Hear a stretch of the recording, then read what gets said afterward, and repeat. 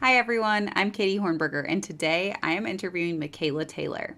Michaela graduated in June from the Stanford Genetic Counseling Program. She currently works as a cancer genetic counselor with the National Cancer Institute in the Center for Cancer Research. And I had the privilege of supervising Michaela when she rotated with me at Seattle Sperm Bank. Today, Michaela is going to share some tips and tricks about getting into grad school and a little bit about her experience applying, interviewing, and now with her first job. All right, let's get into it. So thanks for being on, Michaela. I really appreciate it. I'm wondering if you could start by telling me a little bit about how you prepared to apply to genetic counseling graduate school. Yeah, of course. Well, first of all, I'm happy to be here. Thanks for asking me. One of the things I did was I reached out to program directors of programs I was really interested in. So I got to talk to a few people, and I also tried to be really engaged with, I don't think they're having a career fair this year, but in the past there's been like a genetic counseling career fair where like all the different programs went, and I went to that and made sure to go to every room that for programs I was interested in as well to kind of get a feel and also to let them have seen my face before they get my application. I listened to a lot of different podcasts. I reached out a lot for shadowing opportunities. I read some papers for genetic counseling. I just tried to really get steeped in the world of genetic counseling. So one, I could get a better sense of what I was signing up for, and two, I could seem knowledgeable with like that knowledge that I was gaining could come through on my application and subsequently my interviews. But of all of those things, was there one thing in your preparation that you think helped you stand out the most as a candidate?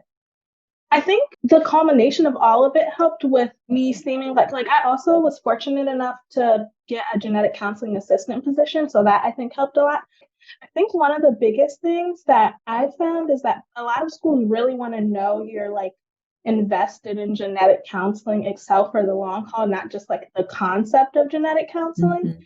And so through all of those things together, like the podcast, like I have this one podcast I love called GC Chat where they talked about cases.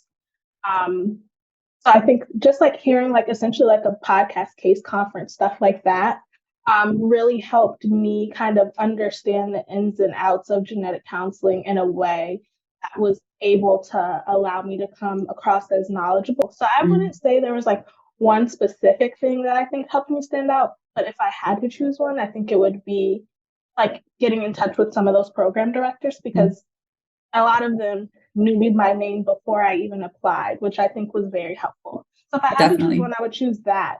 But I think the knowledge I had about genetic counseling going into the application process was like the biggest thing. But that was a culmination of a lot of Yeah. experience.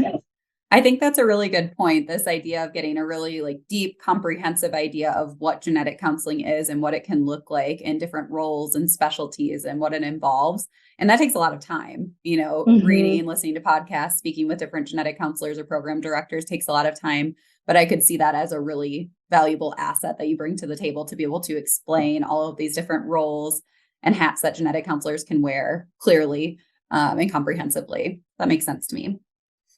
Well, tell me when you were getting ready to apply and going through the list of all of the schools that offer genetic counseling graduate programs, how did you make your list that you wanted to apply to? Yeah, so my list was kind of already made for me because when I first found out about genetic counseling school, one of the programs I reached out to was the Hopkins program, and I got to talk to the program director there. And it's a part joint program between the NIH and Hopkins. It's a really strong research based program. And I asked that program director, I was like, whenever I apply, I want to apply here, but what are some other schools that have a strong research Mm, component? Because I really want to do research. Like, I really like research. And so she gave me a list of schools to apply to. And so that was the list of schools that I applied to, plus a couple more that were just like convenient for a location.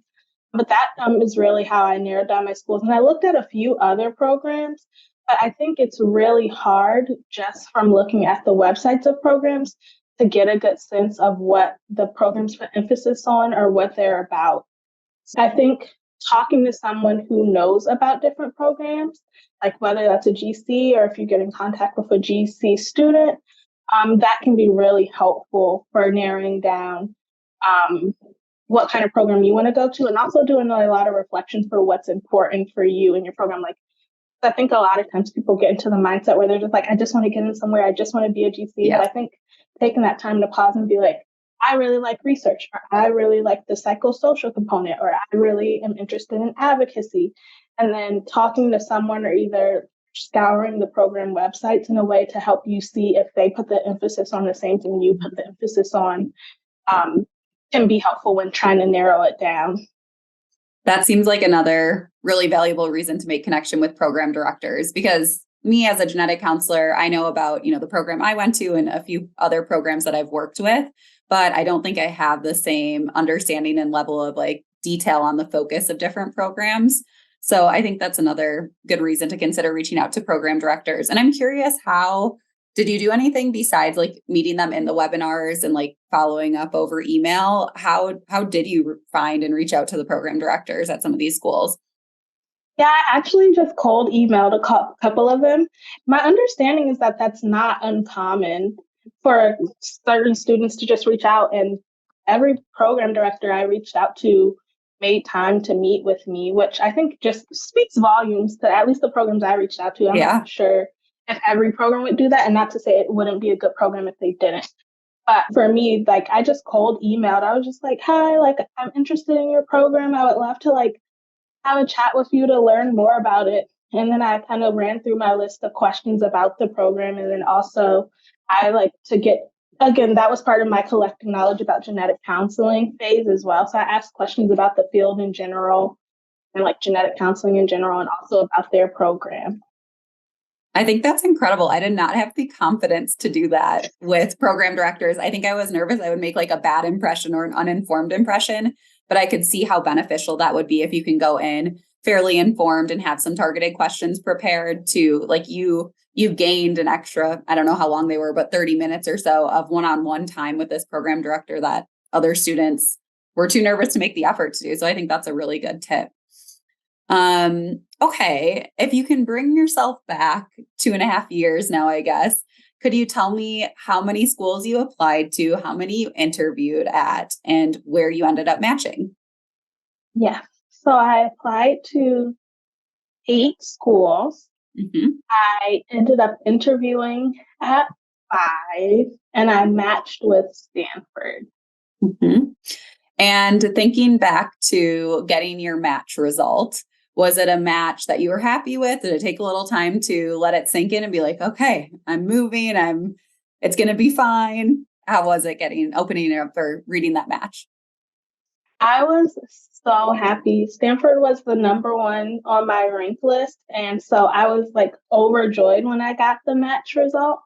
Um, it did take like a beat to sink in because I'm from the East Coast. I'm from Maryland, and so I did end up moving like across the country for school. It was like a mental adjustment to like believe I was actually going to be moving across the country. But in terms of the program itself, I was so happy. And I know I feel like I'm kind of an impatient person.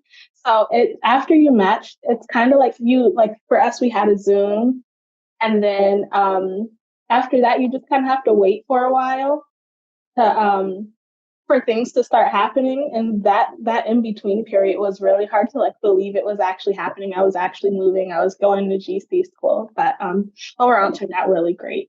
During your education, what was your favorite experience? Whether it's specific to your program or just training to become a genetic counselor in general. I genuinely loved my program so much, and there's just like so much I enjoyed about it. My favorite thing about the program in general, which I feel like a lot of people say, but I really mean it, is the people. Like, I really enjoyed my classmates and my program leadership. I just felt like so supported and like, Hmm. I don't know, it was a really good experience for me. I mean, I think that just speaks to the fact that it was such a good fit for me, which is a lot of times what programs are looking for when they interview you. Because once you pass the application process, you're qualified on paper. So they're looking for fit. So I think that's a testament to how well of a fit it was for me. Um, but in general, the thing I enjoyed most from a genetic counseling perspective about my program was definitely just kind of like seeing myself transform into a genetic counselor. And I think that's definitely still happening as a new graduate. Like, I'm definitely not like seasoned, feel like I know who I am as a genetic counselor, but just like thinking about where I was at the beginning of school, and then like after I talked in my first session to like at the end of summer where I kind of felt like I could do a session by myself to like where I am now, like just seeing that progression like through self-reflection is just like really awesome. I think it makes me feel really good because it was like my dream for a long time before I started school.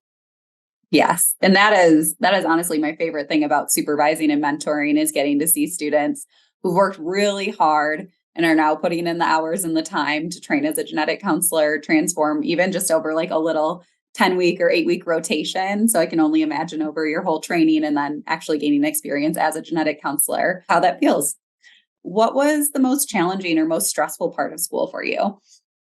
Yeah, so I think for me at least, the most stressful part of school is just how many balls you have to keep in the air at once. It's so different from working, which I worked a little bit before I went to grad school. And so just getting into the swing of like research and work study and classes and volunteering if that's something you want to do, social life. Some people keep a job and then like, family doesn't stop at that point. Like there's so many people in my program who had kids and everything. They're just having all those balls in the air at once was really challenging for me. And I think a lot of times it was really stressful for me and my classmates to kind of have to juggle all of that at the same time. So I think that was definitely the most challenging part. It's something you kind of just have to be prepared for, and kind of get through the best you can and remind yourself like if hundreds and thousands of hundreds of people in this program have done it and thousands of people at all the programs have done it, I can do it too. Because sometimes it kind of feels like everything like you can't do it at almost like it's just like, oh my gosh, this is too much, but it's not. Like you can make it through. Yes, I remember the days feeling like incredibly long in grad school. Like just like, okay, I had to get up early, then drive to campus, then see a patient, then run to class, then go back, see another patient and prepare. And then I would often be and my classmates on campus like all day long from early in the morning till late at night. But now looking back, the pain of that is gone. I've forgotten completely. So you talking about it brings it back a little bit. But yeah, it's a lot of balls to juggle with all of the different responsibilities you have when you're in school. Yeah, one thing that we talked about a lot in my program was deciding which balls were glass balls and which balls were rubber balls. I was fortunate that like we had a big emphasis on like burnout and like work-life balance and all of those things. So oftentimes all throughout my program, we'd all say, is this a glass ball or a rubber ball? Like, is this really gonna like is a lot of times it was just like working on the next thing that had to be done and that Yep. being enough and okay. So Yep. Yeah, I like that analogy. Okay, so now you've made it through school. You recently started your first job. Tell us a little bit about your first genetic counseling job, what you're doing. yeah, so I am very fortunate to be working at the NIH as a cancer counselor in the National Cancer Institute Center for Cancer Research. There's a lot of teaching opportunities for students and also for the protocol directors and fellows and things like that. There's some variant interpretation opportunities, and then I also will be seeing patients. I'm starting to realize the fact that at the NCI, I feel like I'm going to learn a lot and, just kind of like every day will be different, which I think suits my like personality and like to have a million things going at once. I like those kinds of days too. I'm wondering, just as we wrap things up, if you have any parting words of wisdom for all of the applicants who are getting ready to submit their applications, they're writing their personal statements, polishing up their CVs. Do you have any words of wisdom for them? I do. I think so. One thing I always say is just try to like infuse yourself into your application. So for me, I applied to school twice. And the first time, for my personal statement in particular, I tried to make it sound like really professional. And I kind of like wrote it and then sent it to somebody I know who's a really good writer, and she helped me rewrite it with like a lot of big words and all this stuff. And I don't think it was very good. And so then the second year, I tried to reread it to edit it, and it was so boring, I couldn't even read it. Like, I couldn't finish it. And so I essentially wrote the exact same personal statement, but I wrote it in my words, just like a lot more relaxed. And like how I was pre-med, then I decided I didn't want to do that. And then how I found genetic counseling. And I think just infusing yourself into your application can be really helpful for schools trying to decide who they want to interview, because again, the most important thing for genetic counseling school is fit. Because even if you get through 2 years at a program that lets you in because they think you're like they think you're one way and you're another, it's not going to be a good 2 years for you. And so I really think just taking the time to like think about, reflect on who you are, put that into your application. And then even if it's disappointing, if you don't like get an interview or you don't match or you don't end up exactly where you want to end up, knowing that like in order to get the most out of grad school, which I feel like I did, I had a very good experience in grad school. Like that wasn't just like checking a box to be a genetic counselor, but was like, I feel like in all aspects, I like grew into being a genetic counselor for my program. If you want to have that experience in grad school, which I think is ideal, being you and then being okay with if you doesn't match with a certain program or a certain like person, I think that's okay because it's all just a journey. And if you like work hard and you like keep going, like I think you can get there. It all comes down to being yourself and being comfortable with being yourself. Yes. Yep. And I think that's part of growing up. And, a lot of the applicants that I talk to who are in their, 20s, that is kind of part of that evolution of becoming an adult. And I think it's really relevant to applying to a graduate program like genetic counseling school, where they want to know, those program directors want to see who you are and what type of impact you as an individual can make on this field. So I think that's great advice. Thanks for sharing that. Yeah, of course. All right. Well, I'm so happy that you were able to come on and talk with my audience, Michaela, and I'm super excited to see what you do as a genetic counselor. Yeah, of course. Thanks for having me today.